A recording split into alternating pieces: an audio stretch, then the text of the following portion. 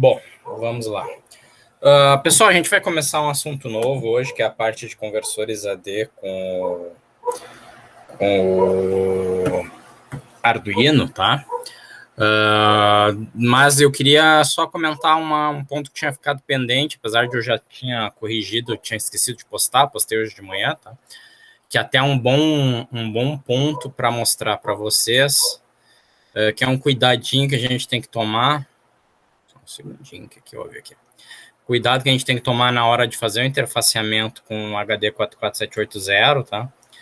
Que eu fui ver quando eu fui verificar o que podia estar ocorrendo lá naquele código que eu tinha passado para vocês semana passada, tá?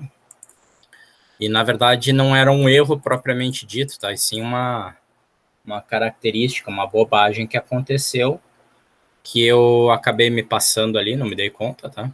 Depois eu tive que ver o que estava acontecendo exatamente para conseguir perceber o problema que tinha passado. Bom, basicamente, pessoal, e até de certa forma, uma sacanagem do datasheet, tá? Daquelas ocasiões que mostram que às vezes eu acho que quem fez o datasheet estava pensando em ver se a gente estava vendo as coisas com atenção, tá? Mas basicamente, pessoal, existe esse comando aqui, né? E na verdade ele está até informando, né? Display off, vocês estão vendo aqui? Existe esse comando aqui que corresponde ao display off, tá? Que seria essa etapa aqui do processo de inicialização, que o que acontece? A gente tem esse comando, que é o comando display, na verdade, o nome do comando chama-se display on-off, tá? Indicando justamente que a gente pode estar tanto atuando no sentido de desligar o display, mas de fazer outras operações. E eu não me percebi, não me dei conta no dia que eu estava codificando para vocês, eu segui cegamente aqui o fluxo, tá? Se bem até que eu tive que fazer uma modificação, porque o delay inicial não deve ser 15 milissegundos, e sim 40 milha, tá? Depois eu fui ver com calma. E eu segui cegamente aqui os comandos indicados, tá? E não me dei conta que ele estava fazendo aqui o desligamento do display, mas depois o display não era posteriormente ligado, tá? Então, a gente tem duas opções aqui no processo de inicialização, tá? Uma que eu fiz aqui para teste, que não é a mais recomendável, tá? Que eu vou mostrar para vocês depois no código. E uma outra que seria a mais recomendável, que é o quê? Seguir todo o procedimento aqui que a gente tem, tá? No processo de inicialização. E depois da inicialização terminar, lembrar de ligar o display, né? Porque o display está desligado. Vocês estão vendo aqui no próprio fluxo, né? Que o comando está indicando, né? Display off, display desligado, né? E só para mostrar para vocês, esse comando display off, que é o comando, na verdade, ó, display on off control, que vocês estão vendo aqui, tá? Ele pode desligar o display, o cursor ou o pisca-pisca do cursor, tá? Então, na verdade, existem opções que a gente pode selecionar, que lá no processo de inicialização a gente está trabalhando com o display desligado, o cursor não sendo exibido e o cursor não piscando, tá? Então, na realidade, a gente realmente estava com o display desligado e, obviamente, aí mesmo inicializando tudo corretamente, nunca funcionaria, né? Então, o que eu fiz? Em suma, fiz uma coisa bastante simples. Primeiro eu vou mostrar aqui para vocês, que vocês vão ver que já está funcionando, né? Só mostrar aqui a execução do código. Vocês estão vendo que agora está aparecendo ali a letrinha A, né? Então, o que eu fiz, na verdade, que eu vou inclusive alterar agora junto com vocês, tá? O que eu fiz foi modificar o processo de inicialização ali. O resto do código está tudo ali igual, a exceção feita aqui é o delay, ó, botei aqui inclusive, né? Corrigido o delay inicial, né? E aí eu identifiquei aqui os passos para ajudar vocês, primeiro, segundo, terceiro, quarto, quinto, sexto passo, e assim por diante. E aí aqui eu fiz a correção, ó, eu liguei o display, se vocês forem ver, ó, se D igual a zero, display desligado, né? Então eu fiz aqui para o display começar ligado. Mas na prática, pessoal, o que eu vou fazer aqui é um passo adicional, vocês vão ver que vai dar na mesma, tá? Passo adicional, onde eu vou ligar o display, vou ligar tudo ali, tá? Vou ligar o display, vou ligar o cursor, vou ligar o pisca-pisca do display, tá? Vou identificar aqui o comando para vocês como display on-off, tá? E aqui eu vou manter ele de acordo com o procedimento que está indicado lá no fluxo, vocês vão ver que vai dar exatamente na mesma, tá? Aqui eu vou dar um delay 2 também, para garantir o delay do comando, tá? E aí eu vou inicializar, vocês vão ver que vai resultar exatamente na mesma coisa, exceção feita aqui que eu tô mantendo aqui o cursor, né, piscando, vocês estão vendo aqui o cursor indicado. O cursor em si é o símbolo de underline, tá? E o pisca-pisca vocês estão vendo ali acontecendo no display, tá? Então, em suma, eu mostrei aqui, terminei com vocês aqui de fazer a correção, né, do nosso procedimento, tá, de inicialização e escrita no display. E aí, de novo, né, a gente poderia criar funções aqui para setar a posição do cursor, etc., mas aí são coisas que já extrapolam aquilo que a gente necessita fazer aqui para mostrar o interfaceamento, tá? O resto são comandos que vocês poderiam gerar simplesmente, né, emitindo o comando usando aqui a instrução comando LCD, tá? E aí teria customizações possíveis de serem feitas, ok? Ficou alguma dúvida referente a esse interfaceamento do display? Eu sei que vocês têm que dar uma lida lá no material, né, que eu escrevi para vocês, fora as aulas, tá? Mas já antes que eu continue para o próximo assunto, ficou alguma dúvida nesse procedimento todo? Dou-lhe uma. Dou-lhe duas. Dou-lhe três. Bom, então vou supor que vocês não tenham dúvida. Se tiver alguma dúvida aparecer aí, só enviar via fórum, né? E então vamos continuar com o nosso assunto, tá? Saímos aqui do interfaceamento com HD 44780, que vai ser importante em outras etapas, tá? Talvez não nesse ano, né? Mas no próximo, tá? No próximo ano, que vai ser dentro desse ano, né? Uma coisa meio estranha, mas fazer o quê, né? Em suma, no que seria o quarto ano de vocês, né? Aí a gente talvez tenha que tratar interfaceamento com outros circuitos, tá? Mas vamos lá, vamos começar então a falar de conversor AD, tá? Do ponto de vista do Arduino, tá, pessoal? Esquecendo dispositivos externos, tá? Do ponto de vista de Arduino, propriamente dito, tá? Nos falta conversar a respeito do conversor AD, que a gente vai iniciar a discussão hoje, tá? E vai se estender, porque eu vou mostrar depois como é que a gente faz o interfaceamento físico também. Vocês estão vendo que eu estou sempre fazendo isso, né? Fora a questão de técnicas de desenvolvimento de algum tipo de interface, que nem com menus, por exemplo, ou a técnica para a gente fazer as operações sem gerar travamento lá do código, que é aquela parte de uma pseudo-máquina de estados que a gente cria, né? A gente sempre está tentando mostrar o que é feito do ponto de vista de programação Arduino, simultaneamente com aquilo que acontece quando a gente tem o trabalho direto com o microcontrolador, tá? Bom, então a gente vai fazer isso com o conversor AD. Primeiro a gente vai ver como é que a gente usa sensores, como é que eu uso o conversor AD no Arduino. Diria para vocês que essa talvez seja uma das partes problemáticas das bibliotecas do Arduino, tá? Tem alguns pepinos que eu vou comentar com vocês aí que acontecem. Que depois, quando a gente faz o interfaceamento direto, a gente tem como controlar esse tipo de problema, ao menos parcialmente, tá? Se bem que tem algumas observações que têm que ser respeitadas também. Então, eu vou mostrar depois como é que a gente faz o interfaceamento direto com o conversor AD, que não é, eu vou dizer, é mais complexo explicar o processo do que fazer o interfaceamento em si, tá? Do ponto de vista de programação, é uma coisa relativamente simples. Bom, depois do conversor AD, além especificamente falando do Arduino, tá? Nós poderíamos tratar da questão de PWM, tá? Como é que a gente interfaceia com PWM. Eu acredito que a gente não consiga ver isso nesta PNP, isso aí vai ficar literalmente quando a gente conseguir tratar de motores, tá? Aí eu certamente vou conversar com você sobre o PWM. A parte de interrupções, tá? Com certeza a gente não vê agora, tá? Que é uma parte muito importante do ponto de vista de microcontroladores, mas isso vai ser tratado também na próxima PNP, já passa a palavra. Na próximo ano, por assim se dizer, tá? De interrupções. E teria alguns outros recursos, particularmente dentre esses recursos, fora a parte de interrupções e a parte de PWM, teria ainda a parte de temporizadores, tá?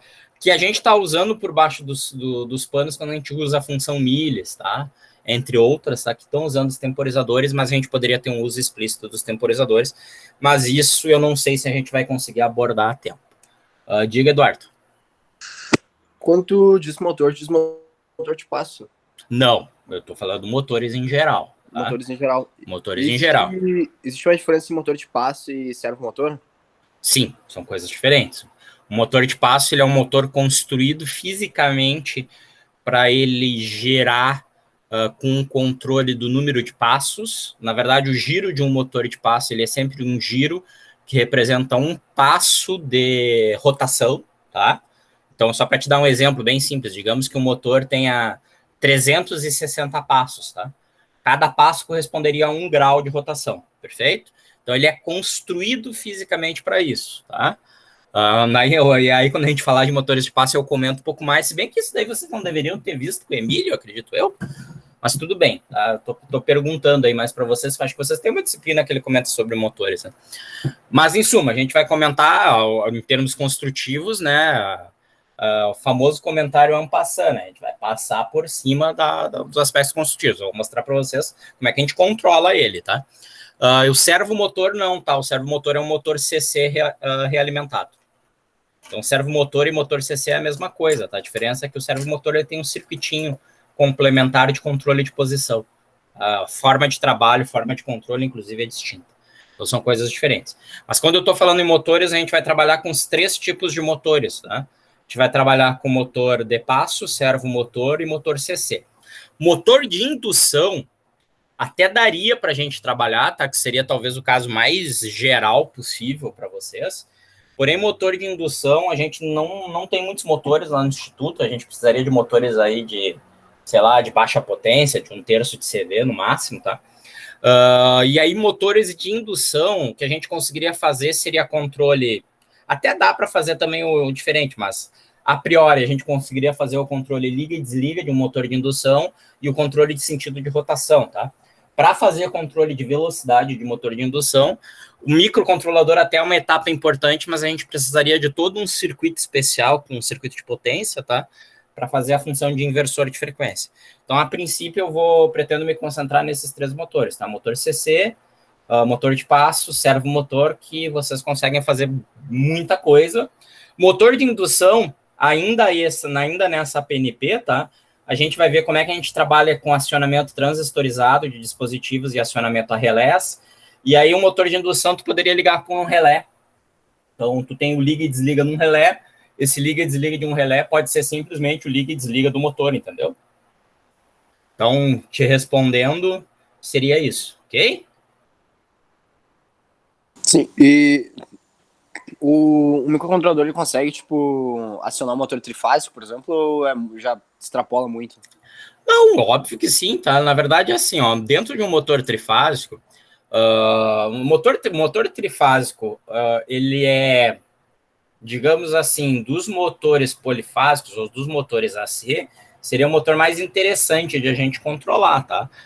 Não existe, do ponto de vista do microcontrolador, uma diferença entre motores. O que existe é uma diferença do ponto de vista da técnica de controle que tu vai usar.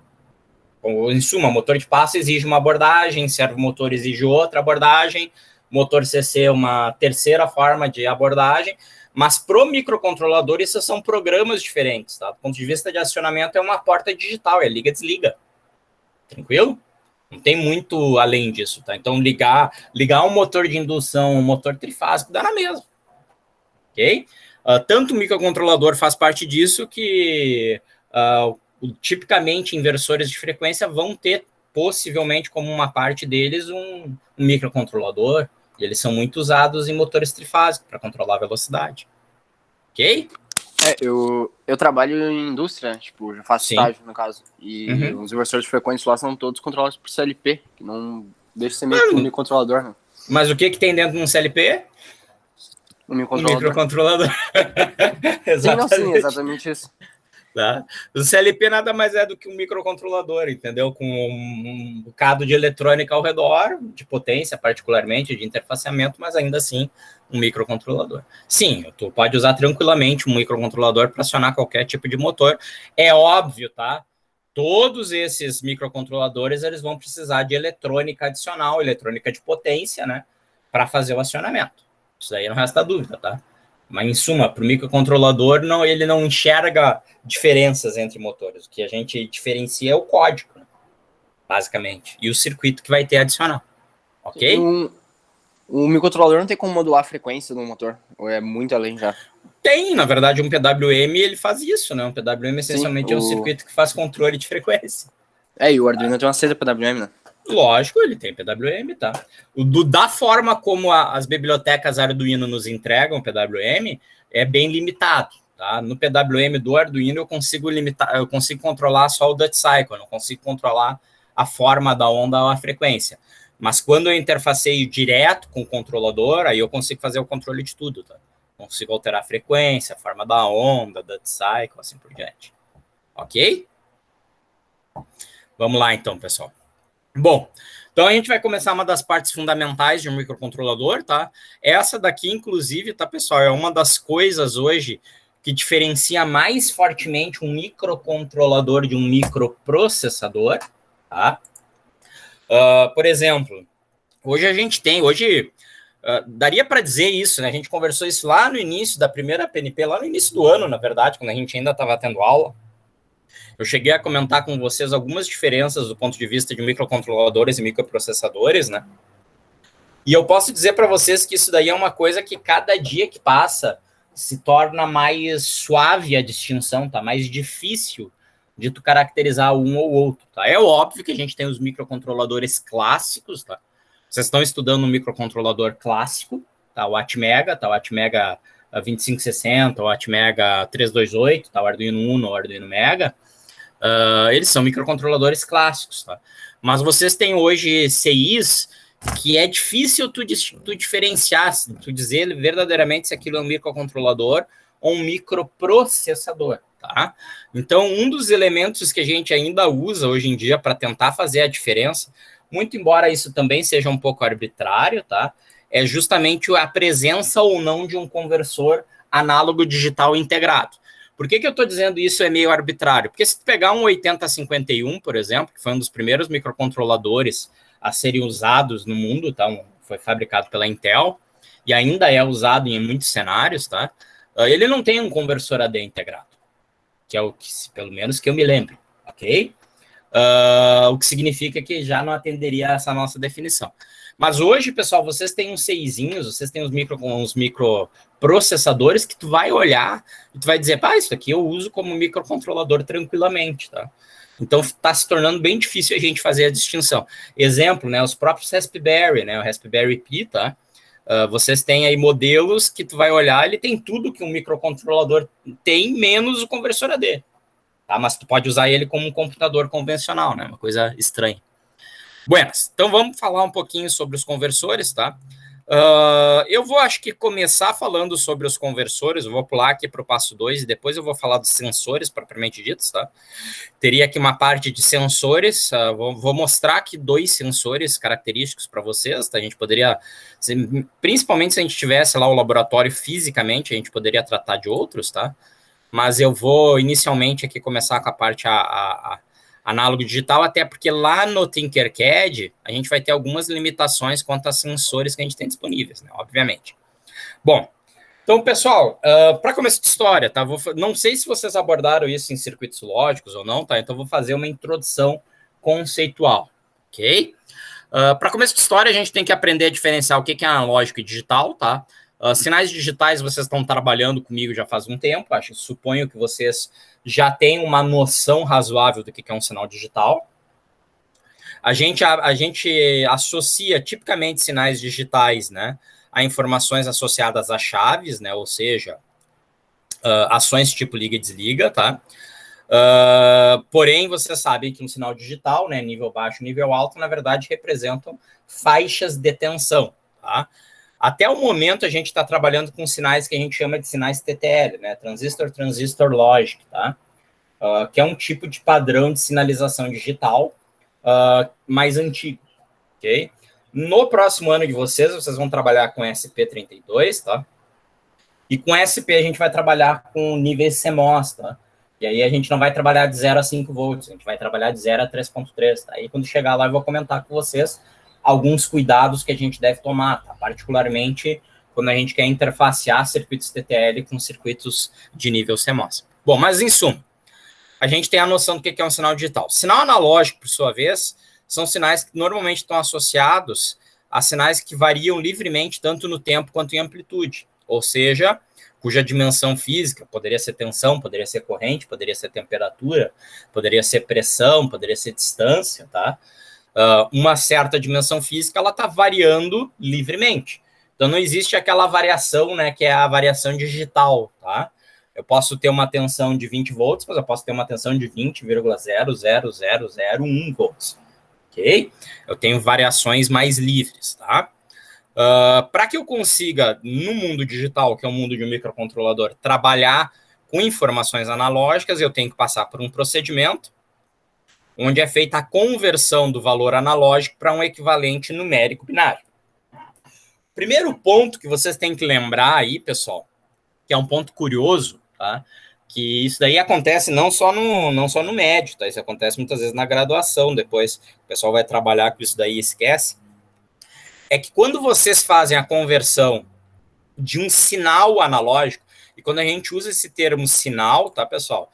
A gente está se referindo a algo que tem dimensão física. De novo, tensão, corrente, temperatura, pressão, que vocês imaginarem. pH, tá? E aí vai.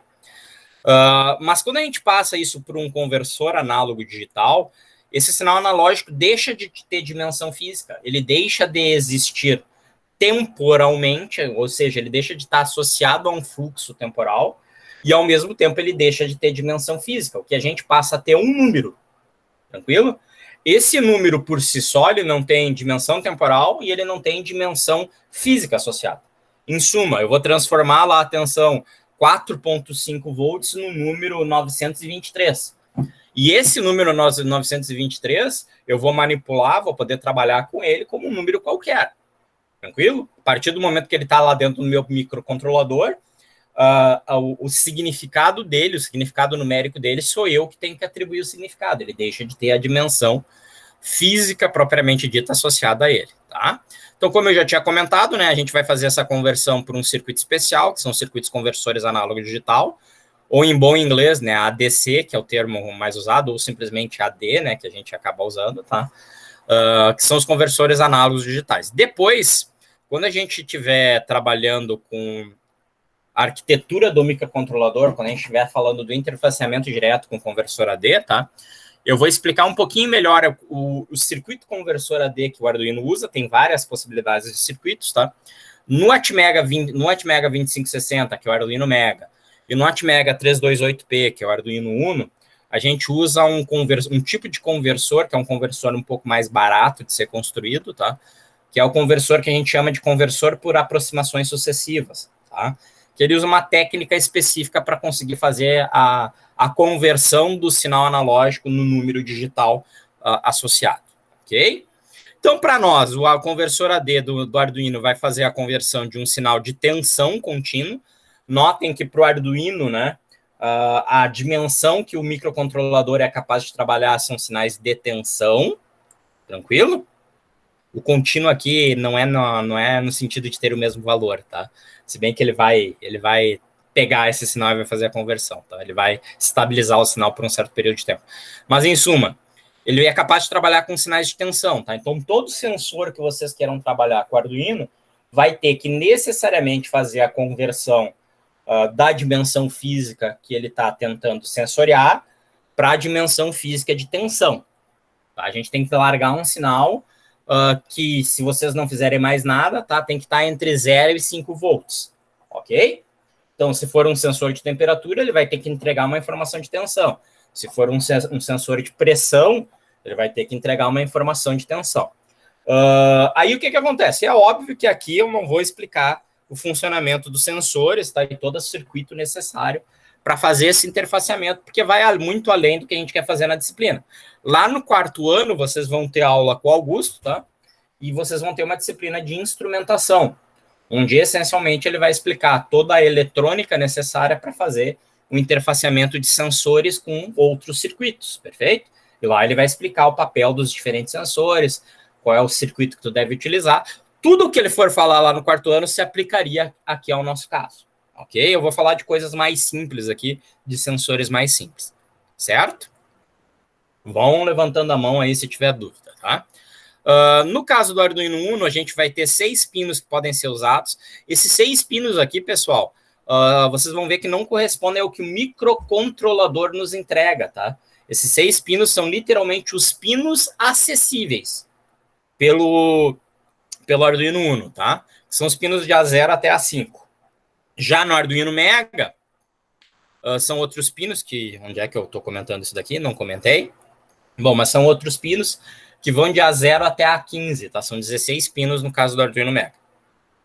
Antes de chegar lá no Arduino Mega, né? Então, o conversor AD do Arduino, tanto do Uno quanto do Mega, ele possui o que a gente chama de uma resolução de 10 bits. O que significa eu dizer que tem uma resolução de 10 bits? Significa dizer que na melhor das configurações, tá, que é a configuração padrão que é usada pelas bibliotecas Arduino, eu consigo gerar uma conversão com um número binário de 10 bits. Perfeito? Um número binário de 10 bits, pessoal, significa que eu consigo gerar 1024 valores diferentes. Tá? Grosseiramente falando, valores de 0 a 1023. Perfeito? Por que eu estou falando grosseiramente falando? Porque isso daí significa que eu estou interpretando esse número de 10 bits como um número inteiro, sem sinal, tá? Que é o padrão do Arduino. Notem que eu estou falando padrão do Arduino, não padrão dos Atmega, tá? Que é um pouco diferente, tá? Bom, mas falando ainda em Arduino, que é essa primeira parte, tá? Então a gente tem uma resolução de 10 bits, todo número gerado pelo conversor AD vai ter 10 bits, tá? Todo número gerado pela conversão AD a partir das bibliotecas Arduino vai resultar em números entre 0 e 1023, que correspondem grosseiramente a valores entre 0 e 5 volts. Então, o 0 correspondendo a 0 volts e o 1023 grosseiramente correspondendo a 5 volts. Ok? Maravilha. Com essa resolução, se a gente pegar toda a faixa de intervalo aqui de tensão de 0 a 5 volts, significa que o nosso AD consegue perceber diferenças de tensão de até 4,88 milivolts aproximadamente, tá? Então, diferenças inferiores a 4,88 milivolts, elas não são percebidas pelo nosso conversor AD, elas são simplesmente desprezadas, elas são arredondadas, ok? Então, a gente tem que levar isso em consideração quando a gente olhar o sensor que vai nos entregar a informação que a gente quiser trabalhar, tá? Outros pontos. Cada vez que a gente chamar a função de conversão do Arduino, a gente vai obter uma única leitura do valor analógico, tá? Então, eu tenho que acionar manualmente as minhas leituras, tá? E também, a título de curiosidade, tá? Tanto o Arduino Uno quanto o Arduino Mega não dispõem do circuito inverso, tá, pessoal? O Arduino Uno e o Arduino Mega não tem o circuito que faz a conversão de digital para analógico. Perfeito? O que é uma limitação, tá? Em alguns casos, nós gostaríamos de ter esse tipo de circuito. No ESP32, vocês vão ter um circuito DAC, tá? E se vocês precisarem de um circuito mais clássico, existe um Arduino, que é o Arduino DUI, e a gente tem algumas versões lá no laboratório, tá? Que tem um bom conversor DAC lá integrado dentro dele. Mais próximo de um conversor DAC, que eu digo que, na verdade, que não é um conversor DAC, tá? Tô dizendo aqui, né? Seria o PWM, tá? Que o pessoal usa como se fosse, mas não é. É uma coisa bem diferente, ok? Inclusive, nas bibliotecas do Arduino, eles usam um termo horrível na hora de usar PWM, que eu vou comentar quando a gente chegar lá nesse carinha, tá? PWM, pessoal, ele produz um sinal digital, tá? Ele está produzindo um sinal 0 ou 5 volts. Ele não é capaz de produzir tensões intermediárias, tá? Bom, qual é a função que a gente usa, então, para fazer a conversão, para acionar a conversão do AD? A gente usa simplesmente essa funçãozinha chamada analog read, tá? Com o pino, podendo ser esse pino de A0 até A5, perfeito? E ela retorna, então, um número inteiro entre 0 e 1023, tá? Maravilha. O que mais que eu posso dizer para vocês? Do jeito que a função analog read é implementada, do jeito que a documentação da biblioteca do Arduino nos informa, isso daí, de vez em quando, a gente tem que verificar, tá? Então, até vou abrir aqui com vocês o analog read, tá? Para ver se mantém ainda, né? Tanto no Uno quanto no Mega, a gente tem, então, cada conversão tomando cerca de 100 microsegundos, ok? Maravilha. Tá, que é o que eu estou dizendo aqui, ó, 100 microsegundos. Esse tempo, pessoal, depois a gente vai poder modificar, dependendo do tipo de conversão, tá? que a gente utiliza, da frequência do conversor AD. Tem uma série de coisas que a gente poderia configurar aqui que a função analog read não faz, tá? Ela trabalha com uma configuração padrão, tá? Se eu tenho valores analógicos tomando 100 microsegundos para gerar a conversão, significa grosseiramente que eu consigo fazer essa conversão no máximo 10.000 vezes por segundo, que me corresponderia a no máximo 10.000 amostras por segundo, tá? A gente chama de kilosamples. Quando vocês voltarem lá para o laboratório, vocês vão olhar o osciloscópio lá do laboratório digital e vocês vão do laboratório lá, dos laboratórios, osciloscópio digital dos laboratórios, perdão, e vocês vão ver lá que no osciloscópio vai estar escrito assim, ó, 1 gigasample, 2 gigasample, 10 gigasample. Tem a ver justamente com o fato do osciloscópio ser um osciloscópio digital, ou seja, ele fazer um processo de conversão análogo digital, tá? E está gerando um certo número de amostras. Nosso Arduino, na melhor das hipóteses aqui, usando a analog read, consegue gerar 10.000 amostras por segundo. Só que isso não é bem verdadeiro, tá, pessoal? Por quê? Porque é uma coisa que vocês têm que tomar atenção. A função analog read, ela literalmente trava a execução do código, tá? Do jeito que ela foi implementada pelo Arduino. Já tinha comentado com vocês que eu achava a implementação do analog read, e depois vou achar o analog write também parecido com isso, tá? Mal feita. Não é que é mal feita. Mal feito acho que é um termo meio forte da minha parte, tá? Ela não é tão bem implementada quanto as outras funções, porque eles tentaram generalizar demais, tá? Para o cara que não entende nada de eletrônica, é muito mais fácil saber, ó, bota uma coisa, liga ali, chama analog read, tu vai ter a conversão. Tem um monte de erros aí no meio dessa história, tá? Que não são considerados, que o pessoal tende a desprezar, que são problemáticos, tá? Mas, digamos assim, a gente tende a desprezar isso, tá? Não levar em consideração, ok? Mas, de novo, do jeito que ela foi implementada, ela trava a execução do código por 100 microsegundos. Ou seja, chamou analog read, vai demorar 100 microsegundos para ela retornar o valor e para tu conseguir continuar a execução do teu código. Então, vocês não conseguem, na prática, ler 10.000 amostras por segundo, tá? Se vocês tiverem outros códigos, né, outro trecho de código, depois do analog read, tá? Vocês vão ter uma taxa inferior. Mas, de novo, né, tem como a gente alterar essas velocidades, tá? Inclusive para velocidades significativamente superiores, se não me falha a memória. Isso aqui não está pronto ainda, mas deixa eu verificar aqui para vocês. Eu pretendo aprontar isso essa semana, tá? Deixa eu só confirmar para vocês isso. Um segundinho só. Só para dar uma noção para vocês, né? É um capítulo que eu estou acabando ali. Mas se eu não me engano, poderia ter olhado aqui no datasheet, talvez fosse melhor. Mas se eu não me engano, ele chega a umas frequências até bem razoáveis de conversão, tá? Se tu interfacear diretamente, né? Depois a gente vai ver isso, né? Lembrando de novo. Deixa eu ver aqui se eu falo. Que a frequência varia de acordo com o padrão de conversão que a gente utiliza, tá? Mas existem algumas referências de máximas frequências de conversão que a gente pode ter. Só um segundinho. Tá? Deixa eu ver aqui se eu acho aqui para vocês rapidamente. Um segundo só, pessoal, para eu procurar aqui no texto. Até 200 kHz, tá? 200, não, perdão, minto. A frequência do AD vai até 200 kHz, considerando que a gente tem uma conversão ocupando 13 pulsos, a gente teria aí a frequência máxima, 250, dividido por 13.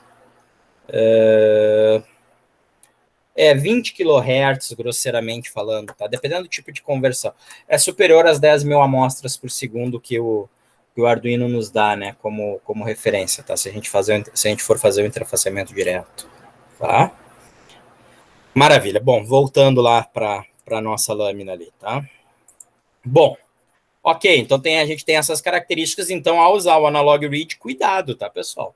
Porque realmente vocês vão ter que olhar com critério o uso dele, porque ele vai tornar o código de vocês mais lento, tá? Do Arduino Uno eu já falei, do Arduino Mega são 16 canais, o resto aí já está tudo comentado, tá? E a referência aqui de 0 a 5 volts a gente pode mapear para um número para outras faixas de tensão usando aqui o Analog Reference. Deixa eu mostrar um exemplo simples aqui para vocês vão olharem aqui que do ponto de vista do Arduino é uma coisa bastante simples a gente usar o conversor AD, tá?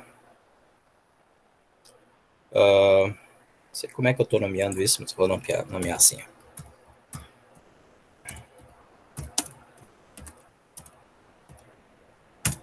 Ok.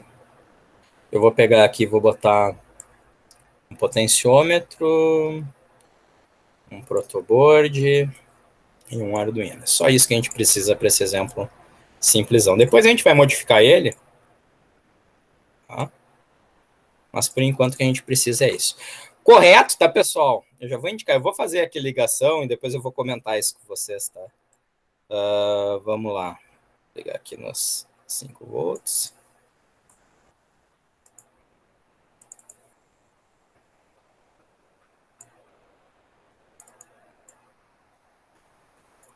Tá. Ligar a terra. Tá. 5 volts, a gente vai puxar aqui a mesma referência aqui da placa, tá?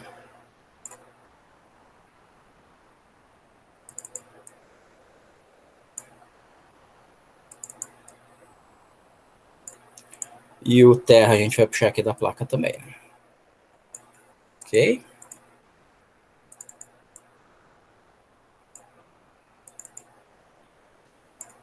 Maravilha. E aí a gente puxa aqui a parte aqui que corresponde a uma tensão variável ali para o pino A0, tá? Então aqui eu vou gerar só um procedimento aqui simples, tá, pessoal, de conversão. Código extremamente simples.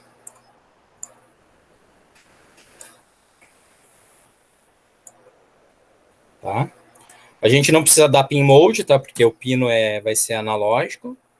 Então, aqui a única coisa que eu vou fazer vai ser iniciar serial, tá? Para eu poder mostrar para vocês. Poderia, obviamente, ter pego o LCD aqui, mas como eu estou fazendo uma construção rápida, né? Eu vou fazer simplesmente aqui uma leitura, tá? Isso daqui, pessoal, é uma coisa que a gente vai ter que tomar cuidado, tá?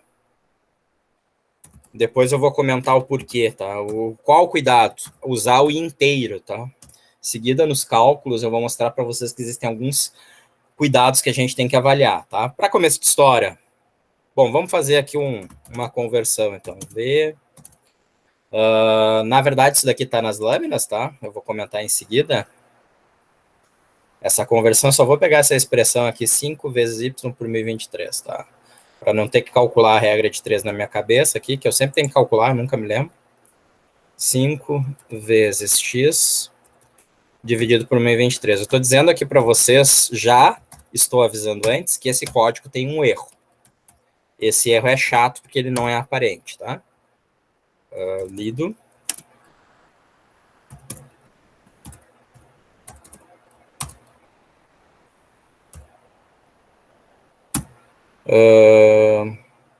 Podemos botar o x direto aqui.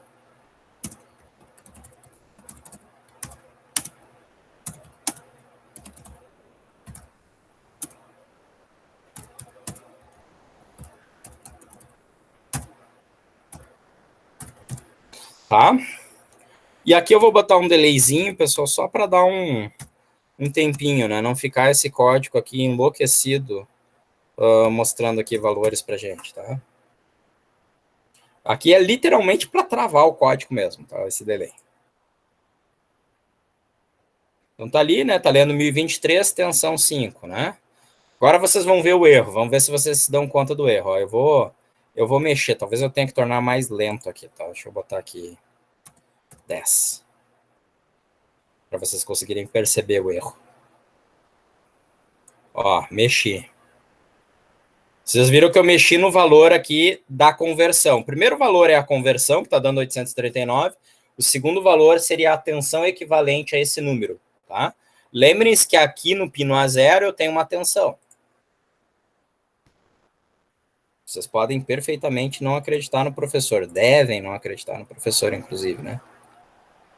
Não só podem, como devem. Duvidem sempre.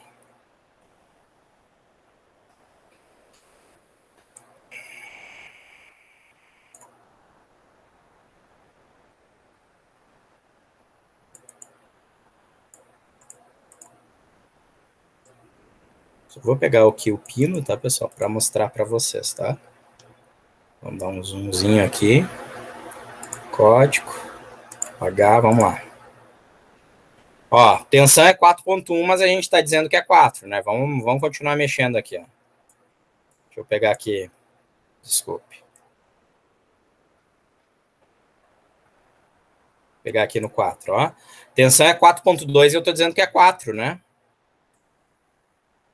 Tensão é 4.6, eu continuo dizendo que é 4. Vocês viram que para 941, valor convertido 941 e valor convertido 859, está dando o mesmo número. Quem é que se arrisca aí a dizer qual é o erro? Professor, é por causa da divisão de inteiros na expressão, né? Isso, na linha 7, né, pessoal? Isso daqui é um erro extremamente comum para programador desatento em C, tá, pessoal? O que que acontece? Como é que a linguagem interpreta? A linguagem interpreta que x é um número inteiro, 5 é um número inteiro. Consequentemente, 5 vezes x é um produto de dois números inteiros. A regra em C diz sempre que o produto de dois números inteiros vai dar um número inteiro. Perfeito? Ponto 1. O resultado de 5 vezes x é um número inteiro que é dividido por um outro número inteiro. Consequentemente, um inteiro dividido por outro inteiro tem que obrigatoriamente resultar num número inteiro.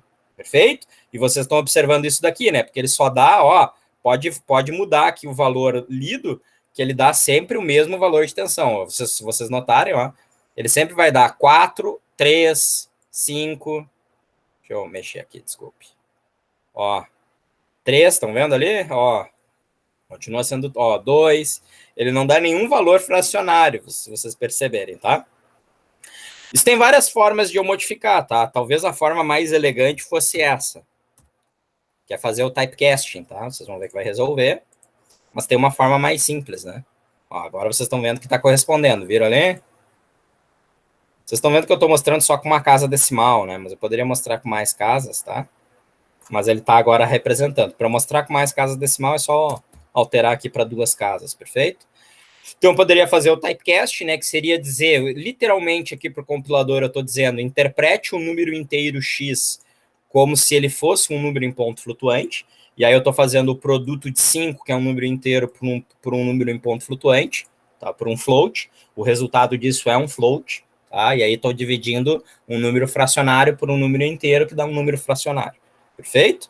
Ou uma outra forma, que isso daí geraria o mesmo resultado, mas eu acho que talvez fica mais confusa para vocês, é eu ter feito isso ou isso. Perfeito? Que aí eu transformei aqui o 1023 em um número em ponto flutuante, tá? Em um float, um literal em ponto flutuante. Tá? Vocês vão ver que vai dar na mesma. Olha, estão vendo? Tá? Aí vocês escolhem o que vocês preferem fazer, tá? Eu gosto, em código, eu gosto, apesar de a gente fazer bastante aquilo ali, de botar só o pontinho, eu gosto de ser bem explícito no que eu estou querendo dizer, né? Então, vou até explicar, né? Convertermos x para float para que o resultado não seja sempre o inteiro. Notem que isso daqui não tem nada a ver com microcontrolador, tá? Isso aqui é a linguagem em C mesmo.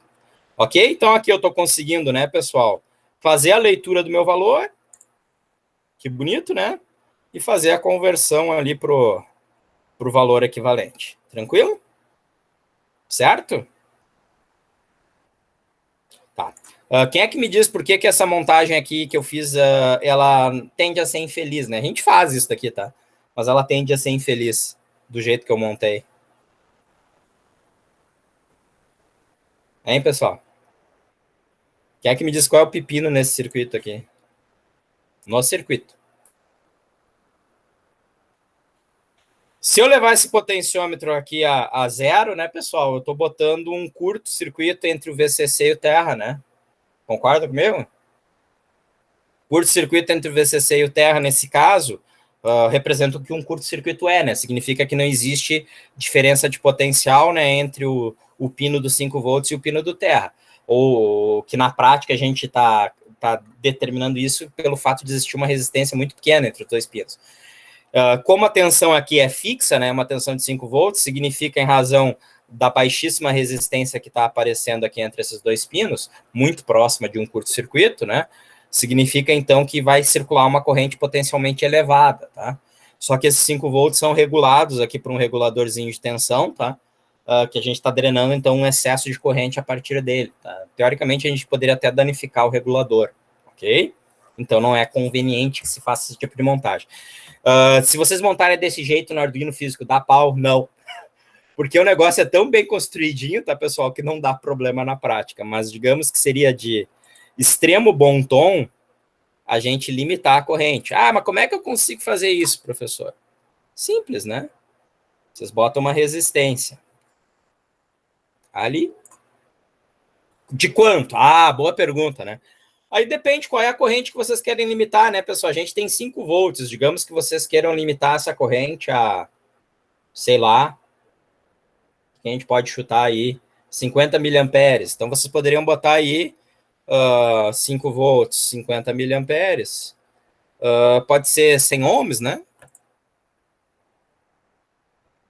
A depender do potenciômetro, isso pode ser alto, tá? E aí, aqui no potenciômetro... Não, 250K. A gente mal vai sentir esses 100 ohms, tá? Podemos rodar de novo. Tá? Vamos ver aqui a tensão, ó. Só que agora a gente nunca vai conseguir chegar, assim, no zero exato, tá? Opa, desculpe. Oh, meu Deus. Na verdade, aqui eu fiz uma caquinha aqui, né? Que eu não tô fazendo... Ah, não. Sim, né? Tá aqui a caquinha, né? Se eu não ligar no terra, realmente não vai funcionar nunca, né? Tá o pino flutuando. Tá? Oh, meu Deus. Tá ali, né? Agora a gente tem... Só que a gente nunca conseguiria chegar no zero, né? Vocês estão vendo que aí o máximo que eu chegaria ali seria em torno de 2 milivolts, que nesse caso aqui não representa nada. Pessoal, a gente pode usar esse tipo de abordagem, tá? Como um outro tipo de entrada. Nada nos impede de utilizar esse carinha aqui agora como se fosse um botão. Só que agora eu teria um botão circular, né? Concordam? Que eu poderia produzir tensões diferentes e, em razão dessas tensões diferentes, regular algum comportamento. Então, eu teria aqui um outro tipo de botoeira, né? Um botão rotativo, por assim dizer, tá? A gente pode usar isso como mais um elemento de construção de interface homem-Mac. Ok? Alguma dúvida até agora? Dou-lhe uma, dou-lhe duas, dou-lhe três. Tá, vamos adiante, então. Eu vou parar logo em seguida, tá? Mas tem algumas coisinhas a mais que eu quero passar para vocês. Então, esse exemplo a gente já fez, tá? Então, resumindo o que a gente viu até agora, né? A menos que eu faça uma configuração diferente, o conversor AD do Arduino me trabalha com sinais de 0 a 5 volts. Esse conversor trabalha com números de 10 bits, gerando um inteiro entre 0 e 1023, com o 0 correspondendo a 0 volts e o 1023 correspondendo a 5. Tá? Desse jeito, a gente consegue montar uma regra de 3, tá? Que é o que eu tinha feito lá antes, de forma a converter o valor numérico para tensão equivalente, né? Se 0 volts corresponde a 0 e 5 volts corresponde a 1023, eu posso fazer um X correspondendo a Y, né? Regrinha de 3, a partir dessa regra de 3, eu consigo determinar a partir do valor Y convertido, qual seria a tensão X equivalente. Tranquilo? E por que isso é importante, gente? Por que essa expressão aqui é importante? Porque os nossos sensores vão nos entregar uma informação de tensão. Então, o meu sensor vai entregar, olha, tantos graus corresponde a tantos volts. Eu consigo ler um número, que é o número Y, que é um valor, digamos, 500, tá? E a partir do número 500, eu consigo determinar qual é a tensão equivalente. Usando a tensão equivalente, e usando a regra do sensor, eu vou conseguir, então, determinar a temperatura, tá? Que é o próximo passo que eu vou descrever aqui para vocês. Então, basicamente, a gente segue um procedimento, tá? Caso ainda exista uma regra de conversão adicional, a gente tem que elaborar ela à parte. Normalmente, a gente vai fazer o quê? Vai associar a tensão X a uma outra grandeza. Só para dar um exemplo mais complicadinho. Não, mais complicadinho não, porque esse daqui ainda é linearizado, tá? Esse exemplo aqui, na verdade, ainda é simples, tá? Mas vamos pressupor um sensor de temperatura que ele me gere as seguintes relações, ó. Menos 20 graus Celsius correspondendo a 1 volt e 200 graus Celsius correspondendo a 4 volts e meio. Perfeito? Então, seria um sensor que me entregaria tensões de 1 a 4 volts e meio. Qual é o problema aqui dessa relação desse sensor? Um dos problemas que a gente tem aqui é o fato que o ponto correspondendo a 0 graus não corresponde a 0 volts.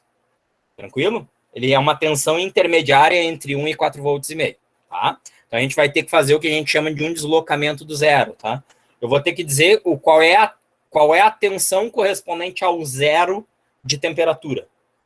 Vou ter que descobrir isso, né? Vou ter que, de uma forma, criar uma associação que me permita dizer 0 graus corresponde a tantos volts e usar isso na minha expressão. Mas antes de fazer isso, eu vou usar uma regra de 3 para tentar determinar quais são as proporções. Em suma, qual é a variação de temperatura, para uma certa variação de tensão. Tá? Então, aqui a gente faz o quê? A gente constrói a regrinha, ó, pessoal. 1 volt corresponde a menos 20 graus, menos 20 graus. 4 volts e meio, 4 volts e meio, corresponde a 200 graus, tá? O que eu quero determinar? Eu quero determinar a relação entre tensão e temperatura. Maravilha? Primeira coisa que eu vou fazer, então, é determinar a proporção. Como é que eu determino a proporção? Eu vou tirar o intervalo aqui de variação. Então, vou pegar qual é o intervalo entre a menor tensão e a maior tensão? 3 volts e meio. Qual é o intervalo entre a maior temperatura e a menor temperatura? 220, que é essa expressão aqui que vocês estão vendo aqui, ó. Perfeito? Maior tensão menos a menor tensão, maior temperatura menos a menor temperatura. E vou associar isso ao que eu vou chamar de tensão normalizada e temperatura normalizada, que na verdade, ou compensada, se vocês preferem, que a gente vai fazer uma compensação para os pontos em zero. Ou seja, eu vou dizer que, eu estou dizendo aqui, através dessa relação, que o zero do xn corresponde ao zero do tn, tá? E para conseguir voltar isso para a tensão real e para a temperatura real, eu vou ter que fazer essa relação. Como é que a gente monta essa relação? Eu digo que o xn é a tensão real menos a menor temperatura, a menor tensão possível. E vou dizer que o Tn é a temperatura normal menos a menor temperatura possível. E a partir dessa expressão aqui de cima, eu vou montar uma regrinha de 3. Então, vou usar essa expressão. Tá aqui, ó, resulta em 3 volts e meio e 220, né? Montei uma regrinha de 3, cheguei nesse carinha aqui, né? A partir desse cara, eu consigo isolar a temperatura. Tn nada mais seria do que 220 vezes xn dividido por 3 volts e meio. Só que eu tenho que lembrar que tanto Tn quanto xn não são a temperatura real e a tensão real. Elas são aquelas tensões e temperaturas compensadas, né? Eu fiz um deslocamento do ponto do zero. Então, eu substituo a expressão do Tn pela expressão da temperatura real e substituo a expressão do xn pela expressão da tensão real. E aí eu consigo montar, então, uma expressão de cálculo da minha temperatura a partir da minha tensão. E aí, cara, como é que a gente faz isso? Como é que a gente verifica? A gente substitui, tá? Eu sei aqui, vamos lá, pego essa expressão, né? Eu vou lá agora e pego a minha definição aqui, ó. Pô, 1 volt tem que me dar menos 20 graus Celsius, concorda comigo? Então, eu vou testar, vou botar 1 volt ali na expressão e vou ver se dá menos 20. Vamos ver isso? Se eu botar 1 aqui, eu vou ter 1 menos 1, concorda comigo? 1 menos 1 dá 0, 220 vezes 0 dá 0, 0 menos 20 vai me resultar na temperatura menos 20 graus. Da mesma forma, se vocês botarem aqui 4,5 volts, vocês vão ver que a temperatura resultante vai ser 200 graus Celsius. Tá? Então, essa expressão aqui me permite fazer a conversão. Tá, esse é um método de fazer a conversão. Esse tipo de processo, pessoal, que eu mostrei aqui para vocês, só serve para sensores muito, muito simples, onde o sensor te gera uma faixa de medição, menos 20 graus a 200 graus, que a gente chama de uma faixa linear, é uma reta, associada a uma variação linear de tensão. Então, na verdade, aqui, se eu fosse traçar a curva temperatura por tensão aqui, eu teria uma reta. Perfeito? Eu só estou tirando, por assim se dizer, a equação da reta por esse processo aqui que eu expliquei para vocês, tá? Sem ter que desenhar a reta, poderia desenhar e tirar pelo desenho, tá? Para conseguir obter a temperatura a partir da tensão. Lembrem-se, o que eu obtenho no microcontrolador é um número, o Y. A partir do Y, eu consigo determinar a tensão. Perfeito? A partir da tensão X, usando uma regrinha aqui, eu consigo obter a dimensão física que eu quero. Que é o que eu quero medir, que é o que eu quero mostrar no meu código. Tranquilo? Aí vocês poderiam perguntar, professor, e se não for uma reta? Se não for uma reta entre tensão e a medida que eu quero? Cara, aí vocês vão ter que olhar no datasheet. No datasheet, provavelmente, vão constar fórmulas, né, expressões de conversão. Ou ele vai dizer, use só a faixa linear, alguma coisa, algum tipo de informação vocês vão ter lá, que vai passar para vocês a noção de como é que vocês extraem a informação que vocês querem a partir da tensão. Eu me lembro num Arduino Day que aconteceu alguns anos atrás, o professor Augusto foi lá mostrar um sensorzinho, que eu acho que era um sensor de elevação, de altitude. A elevação em relação ao solo, tá? Esse sensor, para conseguir a altitude em relação ao solo, a altitude, não em relação ao solo, em relação ao nível do mar, perdão, tá? Ele tinha que calcular pressão, etc. Cara, em suma, ele mostrou o datasheet, a expressão, tinha uma biblioteca para fazer o cálculo, tá? Mas ele mostrou no datasheet a extração do datasheet lá, mostrando o cálculo, né, cara? Era uma folha de cálculo, tá? Para conseguir obter a partir da informação da tensão, qual seria a elevação em relação ao nível do mar, tá? Era um bocado de cálculos ali para conseguir fazer essa expressão. Aqui eu estou mostrando, de novo, sensores mais simples. Ok? Tem mais coisa? Tem mais coisa, tá? A gente já vai ver em seguida como é que a gente vai relacionar essas entradas analógicas, então, aos sensores, tá? Mas isso fica para a próxima aula. Ficou alguma dúvida até o momento aí, pessoal? Dou-lhe uma. Dou-lhe duas. Dou-lhe três. Então tá, gente. Assim, o uso do AD em si, vocês viram que, salvo algumas informações que eu ainda não passei para vocês, é uma coisa bastante simples, né? A gente dá essa instrução, tá? Faz a leitura e aí pode trabalhar com esse número da forma que bem entender. Porém, muito embora usar o AD no Arduino seja uma coisa bastante simples, a gente vai ver que existem alguns cuidados que a gente tem que tomar, tá? Que a gente ainda não abordou. Um dos cuidados seria um cuidado do ponto de vista de circuito, que não foi abordado aqui, tá? Por que eu não abordei aqui? Porque eu estou considerando que as flutuações aqui que eu estou produzindo de tensão são muito lentas, tá? Mas a gente vai ver que a gente vai precisar, ainda bem que o Cláudio comentou com vocês, né, isso, nas aulas anteriores, né? Vocês olhavam assim, vocês deviam pensar assim, para que o professor Cláudio está falando isso, né? Mas vou dar um exemplo aqui bem palpável, né? A gente vai precisar aqui na entrada dos pinos analógicos ter um filtro passa-baixas, tá? Aí eu vou dizer para vocês assim, se vocês pegarem 100 montagens com Arduino, 99,9 montagens não vão apresentar o filtro passa-baixas, tá? Isso significa que potencialmente eles estão assumindo a existência de um erro que pode ser grande ou não, tá? Dependendo da situação. Mas eu vou mostrar para vocês o porquê que isso é importante, ok?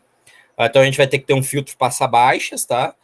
E aí depois tem alguns cuidados com o uso da analog read que a gente tem que tomar, tá? E com o uso dos sensores também, que aí na aula que vem eu vou continuar comentando com vocês.